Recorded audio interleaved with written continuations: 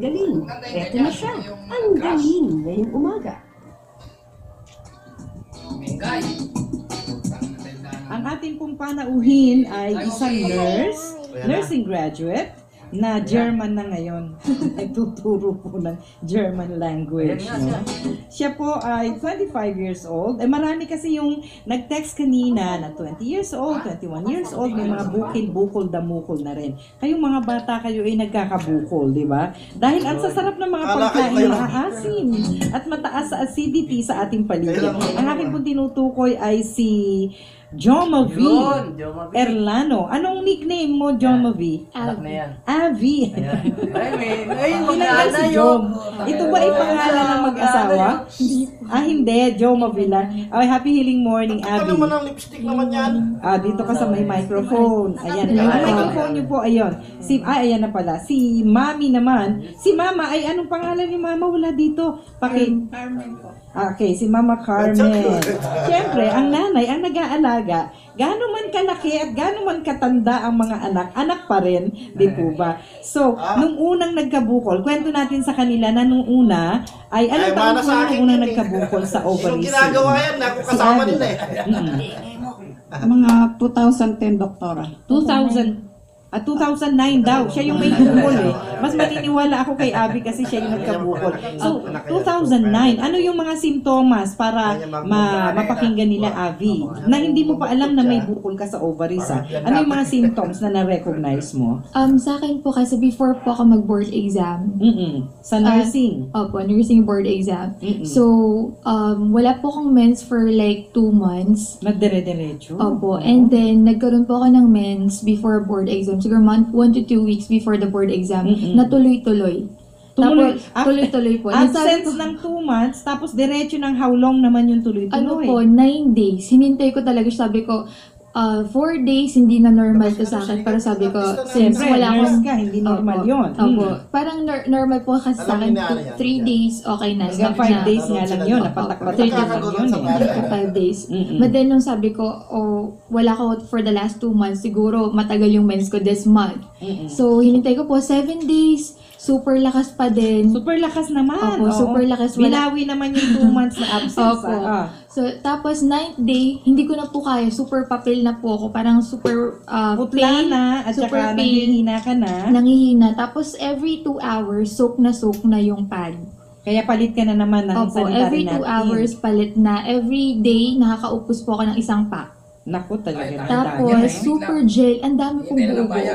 So, parang natakot na ako. Ang tawag ng pasyente ko dun atay-atay po. Ang dami kong atay-atay. Super dami po talaga. Tapos, after that, ang ginawa po namin, nagpunta sa gyne. And then, gynecologist. And then, nag-rectal ultrasound. Nakita nga po dun na malaki na po yung cyst. Okay. And dahil po dun sa cyst, gano'ng malaki? siguro mga 6.3, doktora. CM. Yun. Malaki nga. Kala mo may apo ka na. Wala. Baka apo ko yan.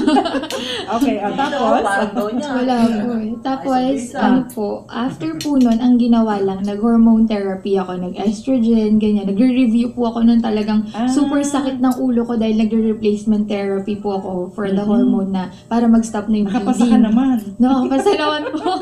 Thankfully, nakapasa naman. And then, after po nun, sabi, follow up daw ako ng 6 months. Ang ginawa ko po, hindi na po ako nag-follow up. Dahil? Tinamad na po ako mag-follow. Okay. Ito yung second time na. Hindi po, ito po yung first pa. Bali 2010 dapat mag-follow up po. Ba't hindi ako. ka nagpa-follow up? Tinamad Kasi po nawala kasi. na yung naging normal ang period po ang mo. mens ko. Bumalik sa normal ang period mo. Katinamad. Ganun talaga mga pasyente. Okay na naman ako di ba? Opo, matigas ang ulo. Tapos, ano po, and then nagtrabaho na po ako, and then mga 2011 po, mga August, ganito pong mga month, ganyan.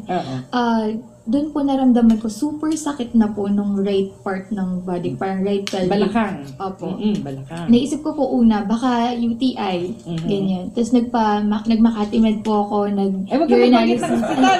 Sorry. Sige. Okay lang. Nagpa-check up ka lang naman. Okay. Sorry, nagpa-check up lang po, nag-urinalysis, and then wala pong Walang makita? Wala po akong bacteria sa urine. So, sinabi ko po, Doc, may history po ako ng endometriosis. Tapos, hindi na ako nakapag-follow up. So, ang ginawa po, nag-ultrasound ulit, tapos nakita po nila doon na may peritoneal adhesion na, kasi super laki na Ay, ng tagalogin mo yan. Tagalogin mo yung yan. peritoneal adhesion po, yung sa may loob, yung mga laman loob mo, dikit-dikit na. Dikit-dikit na. Yun. Okay. Kaya naman palang i-translate. Okay. Adhesion, nagdikit eh. Opo. Okay. So parang ayaw na po nilang, kailangan na daw pong operahan talaga. Okay. So hindi na magagamot ng kahit na ano, basta ang Pati bituka mo, treatment lang. nagdikit na Ang eh. treatment lang po talaga is operation. And then yung in-offer po nila sa akin was laparotomy, yung malaki pong incision. Malaki. So, yun, ang ginamit. Pero sabi ko po ayoko ganyan. So, nag-isip-isip pa po ako, punta-punta po ako ng iba-ibang ospital. And then, lastly, meron pong nag-opera sa akin, laparoscopy. So, natanggal. Mas gusto mo ang Opo, laparoscopy? gusto ko po maliit lang yung, maliit lang yung incision. Hiwa. Hiwa. Ayaw ng malaki. Opo. Namili ka Hindi na pala ng maliit eh. bikini. Sige. Hindi na makapag-bikini. And then, Mas maganda after nakatutok, po mag-close nun, oh. Mas maliwanag. nakita po dun sa histopathology, yung after po ng opera, so binigay sa akin yung report, then binasa ko, nakita nga doon na may endometriosis ako, and then kumalat na siya sa buong pelvis. Naku And po, then, oo. kumalat siya sa ovaries ko, na yung cyst ko, kinain na yung part ng right ovary ko. Yung cyst mo ay nangangain ng ovaryo. Anong tawag dyan sa cyst na yan na nangangain ng ovaryo? Endometrioma po. Endometrioma. Or endometriosis. Okay, ilan na lang ang natira dun sa kanan mong ovaryo? Siguro mga 3/4 na lang po siya. Ayan, 3/4 na lang din ang ano niya na, ang eggs na ipoproduce niya na, tandaan mo. At bibigyan mo ng apo ang nanay mo, ha? Sige. Pero yung kaliwa ay okay pa nun. Opo, nung time po na yon, Mm-mm, nakita kaliwang sa ovary. operation na wala naman pong problema yung ovary ko sa left. Okay. So, 1 and 1/4 ang ovaries mo. 1 and 3/4 Ay, 1 and 3/4 pala. Okay. Paano naman naulit at nagkabukol ka naman sa kaliwa naman? After how long? Follow up ako ng mga siguro 6 to 8 months po ako nakabalik. And then, Hindi ka na naman nakabalik. di po nakabalik ng exactly 6 months. Siguro mga 6 to 8 months po yun. Nakita po doon na meron na naman po ako sa left. Pero mas maliit naman this time. Mas maliit po, nasa Baby pa, nagsisimula pa lang, Opo. naagapan mo. Hindi naman po sinabi na kailangan ng opera. Kasi wala naman po ako nararamdaman na sakit nung time na yun. Wala pa. Opo, Okay. nung time na yun. So, ang ginawa po, pills, ganyan, pinag-pills po ako. Para daw po baka makaya. And then, follow up po ako ulit after siguro mga 6 months, nandun pa rin, medyo lumaki po. Parang Hindi na siya bukol na. Opo, parang nasa 4. Ang makakalayo no, katulad nung nasa right na ovary, no?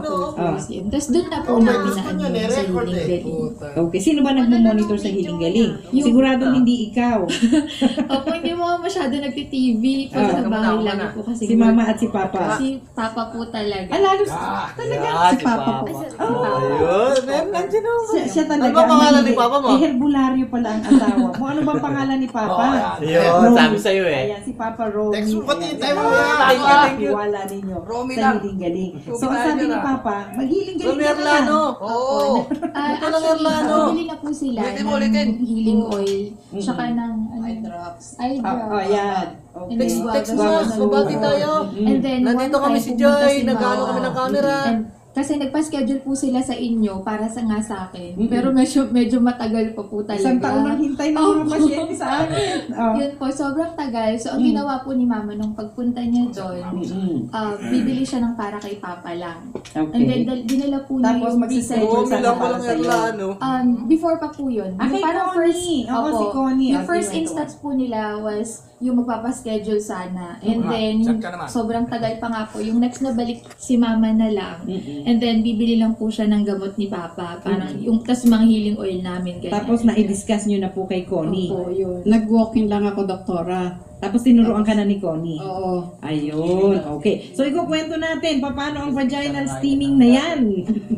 At huwag kayong gagaya kay Nurse Avi na napakahilig po sa maaasim at sa mga malalamig. Kaya talagang aminado siya kung ano ang pampabukil, bukol, damukol sa kanya. Na paulit-ulit lamang kapag paulit-ulit nating kinain ang mga bawal na yan. Samantala, Philippine Standard Time, mga kapatid, 32 minutes past 11 in the morning.